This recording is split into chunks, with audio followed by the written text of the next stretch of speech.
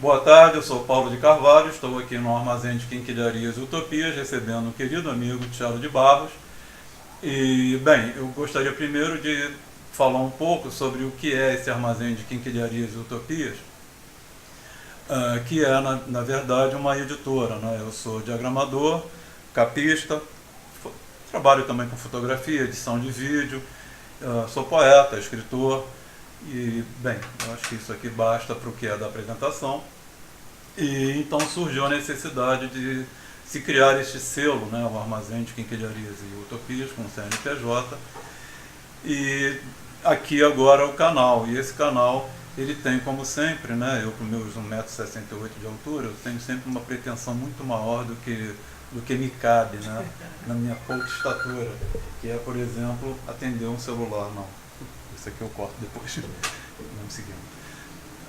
Qual é a pretensão? A pretensão é sempre, sempre, sempre trabalhar e divulgar cultura. E aqui nesse canal, trabalhar com literatura em todas as suas formas e variedades, artes visuais, música e as abobrinhas culturais, que serão o making of dos eventos culturais, onde os artistas e técnicos, etc., têm experiências e vivências que não são conhecidas do público. Então a gente vai também colocar isso para público. É aquela coisa meio salão de cabeleireiro, que tem aquelas revistinhas de intrigas, de variedades. Então é mais uma coisa mais ou menos assim, mas serão coisas curiosas, pitorescas, que acontecem, né, nesses escaninhos dos grandes eventos culturais. Bom, está esclarecido, né?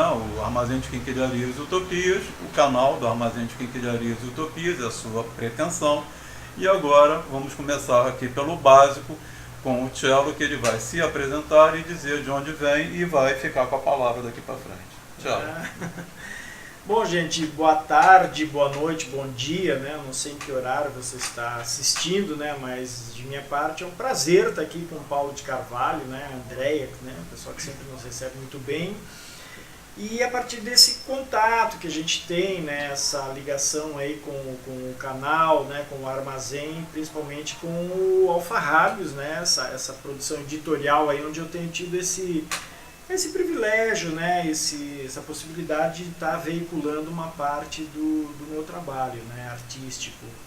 Eu me chamo Cello, né, Cello de Barros, eu sou nascido em Santa Catarina, mas já assim, andei para o Brasil todo, já morei em 15 cidades no Brasil, já andei por uns 20 países, já sou um pouco andarilho, um pouco nômade, mas eu estou fixo aqui na cidade do Rio de Janeiro, mas sempre que possível aqui em Niterói, né.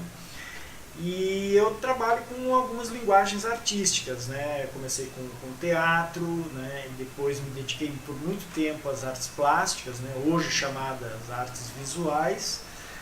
E no paralelo sempre com uma produção também literária, né? Poesia, crônica, contos, um pouquinho de ensaios, né? Sempre com um pezinho na academia. E mais recentemente a prosa em romance, né? Que eu venho escrevendo. E além disso tem uma produção também no campo do audiovisual, né? Eu sempre tive uma paixão muito grande por cinema, né? Desde adolescente eu fui cineclubista e sempre que possível participando de alguma produção, seja como ator, seja como roteirista, seja como produtor, especialmente nesse período aqui no Rio de Janeiro, onde eu estou numa graduação em audiovisual, o que me deixa ainda mais linkado, né, com videoarte, né, com documentários, com atividades nesse campo, né. E o que nos trouxe aqui, não é, Paulo, foi exatamente, além das nossas confluências estéticas, né, com publicações alternativas, como é o caso do Alfarrábio, mas também essa confluência de vida, né, de amizade, de referenciais teóricos, talvez, e os afetos, né, as amizades que nos aproximam no Rio, em Niterói, onde eu já aproveito o espaço aqui para mandar um grande abraço para a produtora cultural Jami Said, né, que nos apresentou para a equipe do Alfarrábios, né, quem sou sempre muito, muito, muito grato, né, o Sadi Bianchini, a Marcela, né, que sempre tem feito várias atividades e tem chamado a gente para participar, a Lucília Dowsole, né, com seu brinde à poesia, né, que sempre faz com que a gente atravesse a ponte, né, ou venha de barco para Niterói. Então a gente acaba criando essa teia de relações, porque na vida tem uma coisa que eu acho que é fundamental, que é a arte, sabe? Eu acho que é essencial isso tudo que a gente chama de cultura, mas tem uma coisa, Paulo, que eu acho que vai além disso, que é ainda mais importante, que são os afetos, são as amizades, são as pessoas que a gente vai encontrando pela vida e que acabam, de certa forma, fazendo parte dessa família afetiva que a gente vai criando. Certo. E falando em afetividade, quer dizer, uma das coisas que eu sempre coloco nos lançamentos do Alfarrabes, ou quando eu vou falar do Alfarrabes para alguém, voltando à questão da pretensão, né?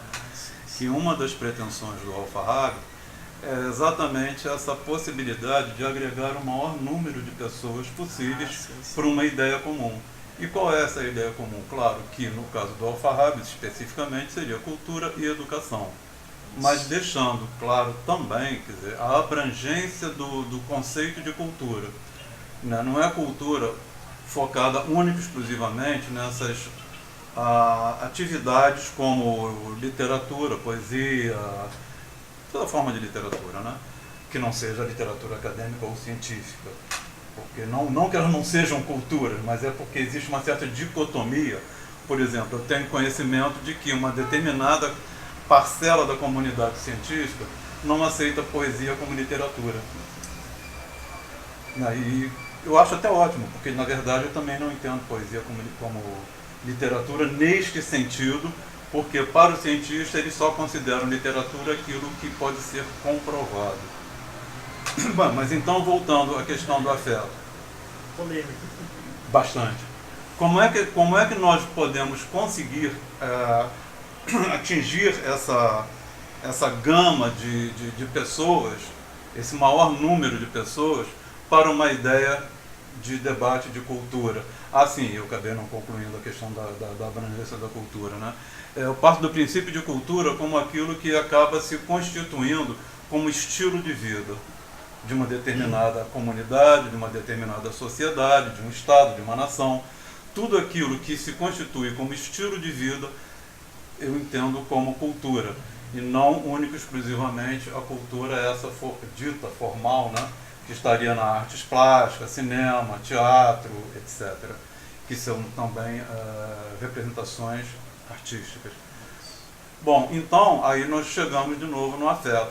Como se conseguir essa abrangência? Como atingir o maior número de pessoas possíveis em torno de uma ideia, a saber, cultura e educação, somente através do afeto, somente através da sedução.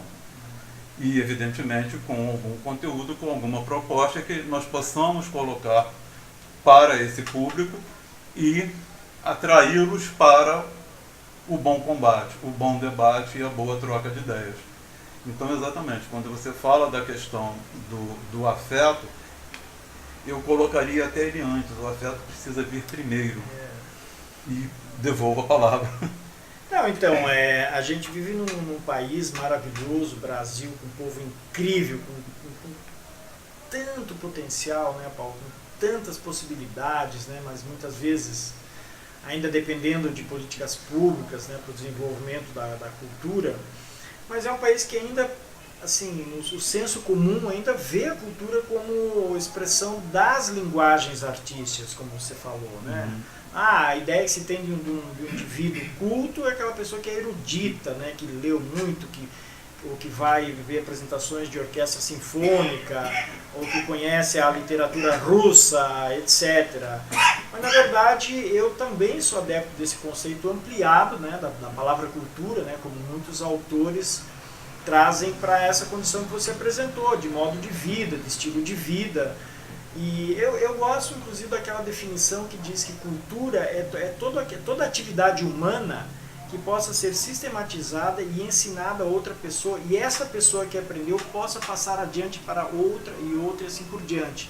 Eu até lembro da polêmica quando institucionalizaram o acarajé baiano como um patrimônio cultural. Sim, né? Isso causou muita polêmica na época, mas por quê? Porque as pessoas ainda não tinham, ou ainda não têm essa dimensão mais ampla da palavra cultura, né? Então, eu acho que uma forma de ampliar esses afetos e fazer com que as criações dos artistas cheguem a um público mais amplo, a um número maior de pessoas, se resume numa palavra, que é a palavra ação. É o fazer, não é? Independente das condições ideais, sabe? Nós temos uma tradição no Brasil de achar que dependemos de ações de governo, de políticos, quando na verdade nós brasileiros, temos um dos caldos culturais mais ricos desse planeta, né? A cultura brasileira é uma coisa assim ilimitada, não é? E riquíssima em todas as suas vertentes. E aí vamos desde o folclore, a arte popular, até chegar na arte contemporânea. Sabe? Hoje nós temos artistas brasileiros protagonizando em âmbito internacional com suas criações em arte contemporânea, né? Agora, a questão da literatura, a questão da poesia ser reconhecido ou não como ciência na academia, eu acho que é um debate em aberto ainda, sabe? Eu acho que ninguém tem que fechar posições, né? Existem faculdades de letra, né? Existem vertentes no âmbito acadêmico que consideram literatura uma ciência, né? A ciência das artes, a ciência das letras. Então, acho que é um debate em aberto. Agora, a minha visão como artista profissional, que eu estou neste 2018, eu estou comemorando 25 anos de atividades, então a gente não começou semana passada, a gente já tem um histórico, já está calejado de muita coisa, e eu enfatizo muito essa palavra, sabe? A palavra ação, que é o que vocês estão fazendo aqui, sabe? Ninguém bateu na porta lá, ninguém do governo bateu na sua porta, olha, vocês querem fazer um impresso, uma revista, um fanzine, alguma coisa? Não, vocês começaram a fazer fazendo, sabe? O projeto Alfarrábios é um pouco isso.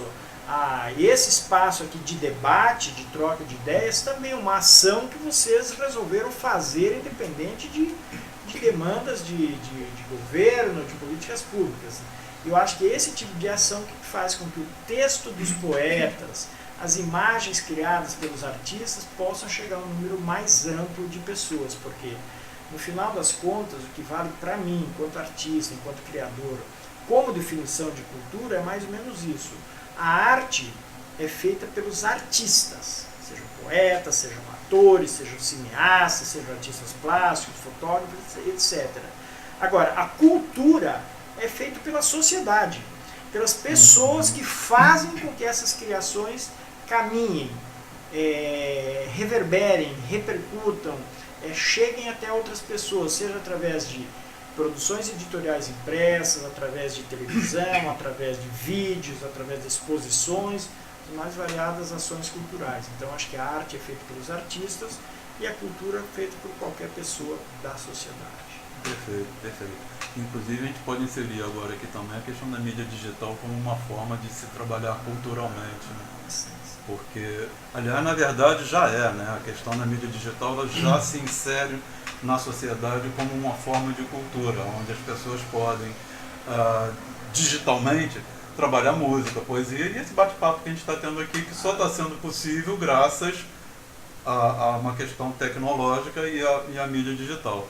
Mas quando você fala da questão da ação, outra coisa que me chama muito a atenção, e eu vou fazer um parêntese aqui para dizer que embora não tenha nenhum vínculo mais com questão de religiosidade, também não discuto, não debato isso, a fé é para cada um, né? E eu também tenho a minha fé, mas eu só quero dizer o seguinte, que eu li muitas e muitas e muitas vezes, e vou continuar lendo, as Escrituras Sagradas, que eu acho que é um livro belíssimo e riquíssimo, em todas as formas de imagens, sons, cores, tem mitologia, lenda, tem mentira, tem traição, ali tem de tudo, né? Tem de tudo, e é muito rico. Mas eu estou chamando a atenção para isso, para poder falar da questão da ação, onde a gente vai ter no Novo Testamento aquele tão conhecido versículo que diz: no princípio foi o verbo.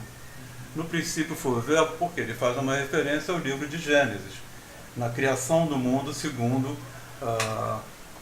o possível Moisés, na sua revelação, disse como o mundo teria sido construído por Deus, os famosos faça-se.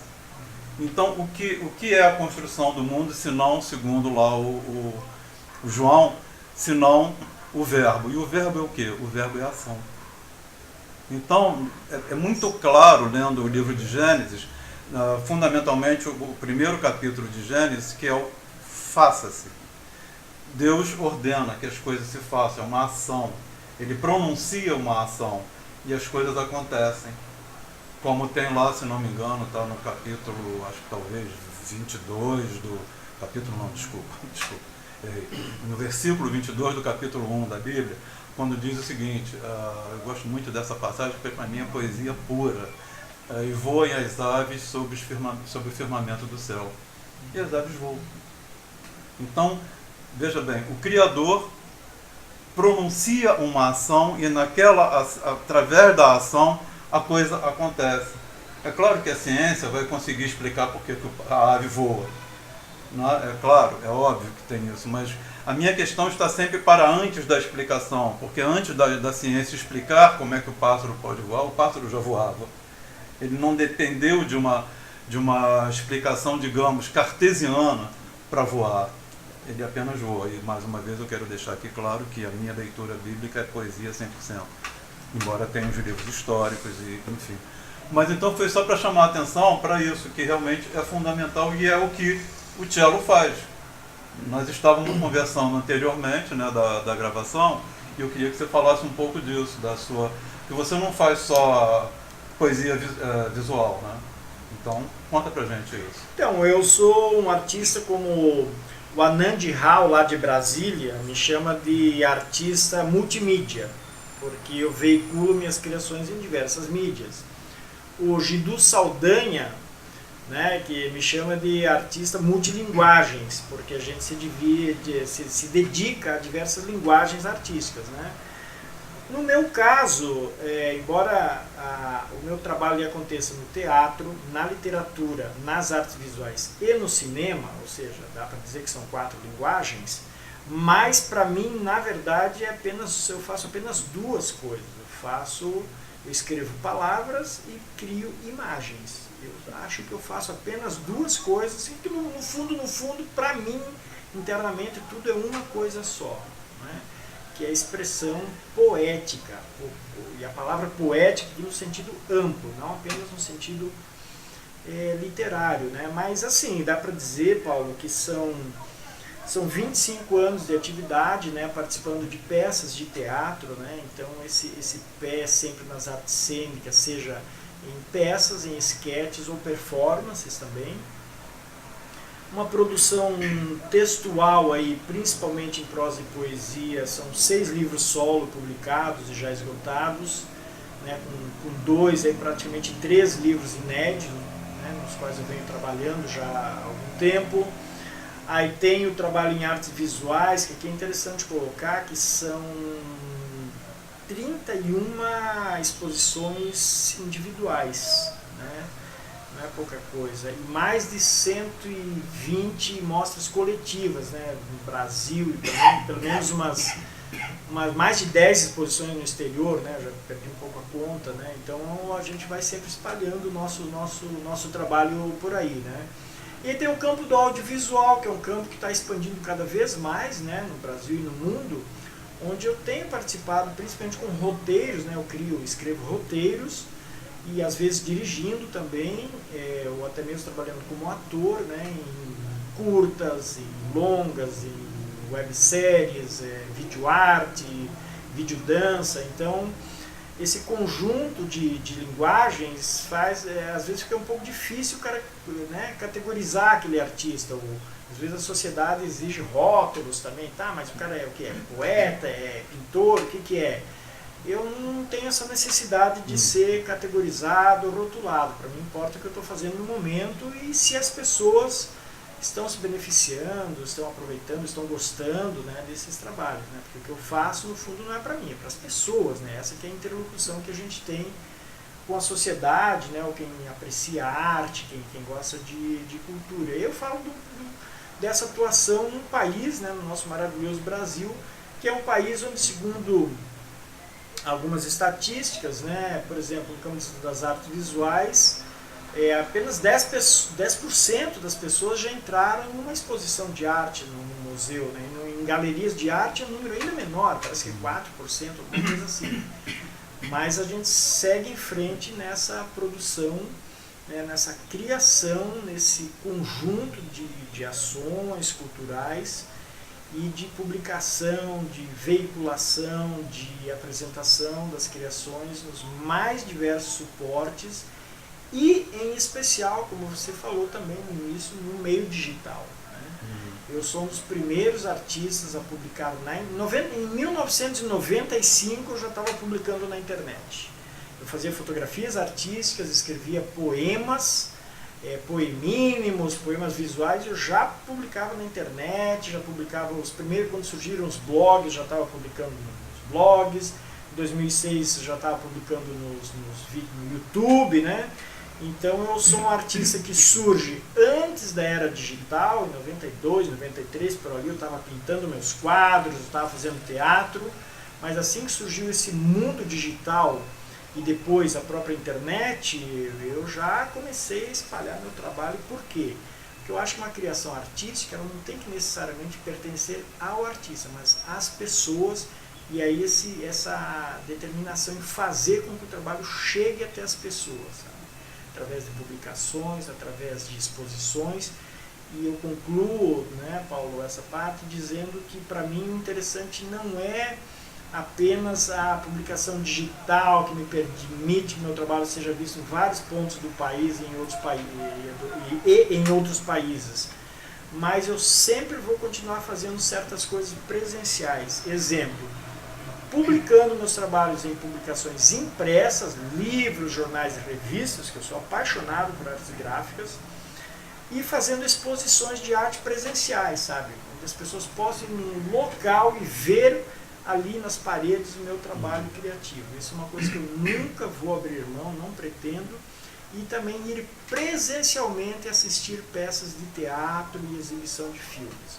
Hoje todo mundo vê tudo na internet, mas eu, que sou old school, né, eu prefiro manter parte da minha vida linkada a essas coisas físicas e presenciais. Tiago, eu estou procurando aqui, você colocando essa questão do presencial, que eu concordo que é fundamental, e eu quero pegar exatamente aqui, o Dr. Roy Willis, que ele fala isso num livro, eu tenho aqui, eu não me lembro o nome, mas é sobre deuses e mitologias do mundo. Sim. Então, ele vai pegar, claro, pelo viés da mitologia, mas que vai se adequar perfeitamente bem a essa questão da necessidade do presencial. Sim. Onde ele diz o seguinte: em certo sentido, toda vez que um mito ou um conto popular é recontado, trata-se de uma nova criação. O momento da composição é a narração. Um poema oral é composto não para, mas em apresentação. Então, isso aqui para mim sempre me dá aquela imagem do entorno da fogueira, onde os mitos só poderiam existir através do momento em que tivesse a narrativa. E aqui, segundo o Roy Willis, nesse livro, ele está dizendo o quê? Que essa narrativa ela nunca vai ser completa se não tiver o outro, o próximo, que é a pessoa que vai interagir com ele. Então, é fundamental a questão do presencial, né? Porque senão a arte ela acaba se isolando, acaba ficando uma manifestação extremamente subjetiva, e você acaba tirando até o que, vou usar aqui essa expressão, o que seria uma das propostas da arte. Até porque o que é arte se não atingir um próximo? Vai. Não, então... Acho que isso converge com o que a gente estava falando, e eu estou até careca já de falar nisso, entendeu? Que é dessa importância do presencial, essa importância do contato, essa relevância, né, do outro, da pessoa que interage na obra de arte, né? Eu lembro que o Leminski uma vez deu uma entrevista dizendo que ele considerava o leitor uma espécie de coautor, porque a magia da poesia só se fazia quando aquele leitor ele apreciava aquele trabalho escrito, aquele poema, né?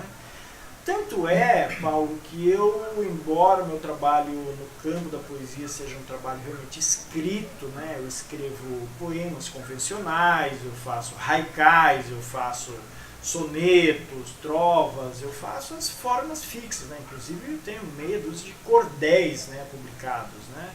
Eu gosto muito das formas fixas de poesia, mas também gosto da poesia experimental. E embora eu tenha publicado meia dúzia de livros e tenha textos meus em mais de 50 coletâneas e antologias, e sou também autor de, tenho meu trabalho em livros didáticos também, né? Estou em cerca de 10 livros didáticos, ou seja, meu trabalho hoje já está sendo estudado em sala de aula, né? Esses livros que vão para os professores, né? Que me deixam muito contente, né? Ver que o trabalho da gente está andando por aí. Mas, no paralelo, eu sou um grande defensor de uma atividade um pouco ancestral, talvez um pouco atávica, que remete a essa coisa realmente do encontro em torno da fogueira, né? Sim. E esse encontro em torno da fogueira, na minha maneira de ver, hoje ele está, digamos assim, quase que metaforizado nos encontros dos chamados saraus, né? Os saraus de arte, os saraus de poesia, onde eu sempre que possível, né, não só aqui na região do Rio de Janeiro e Niterói, mas quando eu estou viajando também, eu procuro ver onde está acontecendo um sarau de poesia. Eu gosto de ir lá, gosto de ouvir os poetas dizerem os seus poemas. Eu gosto de ouvir os atores fazerem performances, sabe, dizendo os seus textos literários, textos de outros autores, textos dramatúrgicos, poemas, enfim, a performance é uma forma de manter também atualizada essa questão ancestral da poesia verbalizada, da poesia oralizada, conforme a gente vê nessa epígrafe, né, do Roy Willis, conforme você comentou, que eu acho que tem a ver um pouco uma alusão à teogonia do Hesíodo, né, que é uma das formas de contar a origem do mundo, né?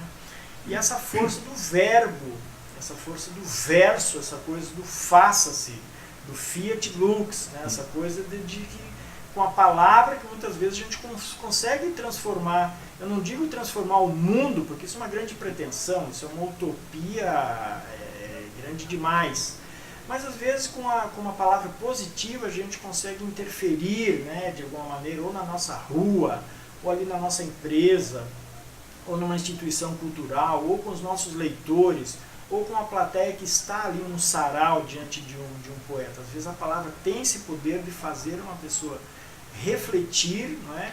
E às vezes até tomar alguma decisão, né, que melhore a sua vida, ou que permita que a pessoa consiga ter uma outra visão de mundo, ou uma visão mais positiva, né, da vida, né, do ser humano, que essa que é a força da palavra, essa que é a força, a magia da poesia, às vezes está nisso, na sua capacidade de tocar o outro, de alcançar a escala de valores do outro e, de alguma forma, sensibilizar as pessoas, né?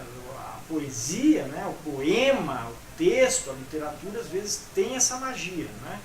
Fazer com que a pessoa tenha uma visão de mundo um pouco mais ampla. Eu estava conversando com o André, eu acho que foi até hoje, né? Acho que foi hoje, sim, falando dessa questão da importância, né, do peso da palavra, exatamente pegando pelo que você está dizendo, onde a palavra e alguns conceitos, né, quer dizer, os conceitos de forma abrangente, mas o uso da palavra pela ação, pelo verbo, elas fundam lugares, mesmo que se fundando lugares, ela esteja destruindo lugares, mas de qualquer maneira ela vai ter uma importância fundamental para o próximo e para nós mesmos, né? Mas aqui no caso eu estou dizendo, enquanto eu falo, alguém me escuta. Se eu componho um poema e coloco ele gravado, ou escrito, ou gestual, ou visual, ele vai dialogar com alguém, ele vai conversar com um próximo. E a maneira como esse próximo vai recebê-lo, como você mesmo disse, né? Na questão dessa interação com o próximo, ele vai sofrer, essa pessoa que está lendo, que está recebendo a sua palavra, ela vai sofrer uma modificação. Se para o bem ou para o mal, isso não vem ao caso. O importante é que, ao a pessoa receber e assimilar essa palavra, ela vai ter uma alteração, porque a palavra vai entrar ela vai refletir para dizer se concorda ou se discorda, ou alguma outra possibilidade vasta entre esse sim e não, porque a gama aqui é infindável, né? Mas então eu estava dizendo para a Andréa hoje o seguinte, pegando alguns conceitos de Nietzsche, por exemplo, a questão do niilismo de Nietzsche, onde eu sempre entendi o niilismo como de uma determinada forma. Aí eu vi um café filosófico onde a Viviane Moser, ela fala do niilismo em Nietzsche como sendo aquela proposta do Nietzsche, proposta não, o texto do Nietzsche, do Anticristo, onde o Nietzsche coloca o niilismo como o cristão negando tudo o que é da vida, toda a potência da vida.